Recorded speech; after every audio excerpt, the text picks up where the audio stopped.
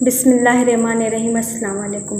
اللہ تبارک و تعالیٰ نے ہر انسان کے ذمے 3 قسم کی عبادت فرض کی ہے۔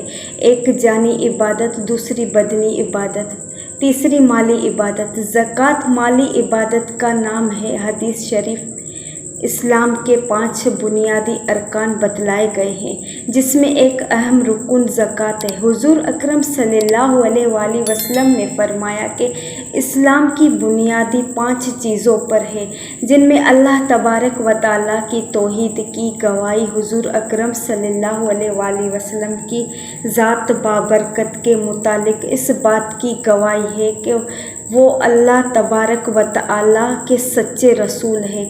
نماز قائم کرنا، زکوٰۃ دینا اور رمضان شریف کے روزے رکھنا اور حج کا فرض ادا کرنا شامل ہے۔ زکوٰۃ کی فرضیت نہ صرف کہ امت محمد پر ہوئی ہے، بلکہ تمام انبیاء اکرام اداروں میں زکوٰۃ ہمیشہ فرض رہی ہے۔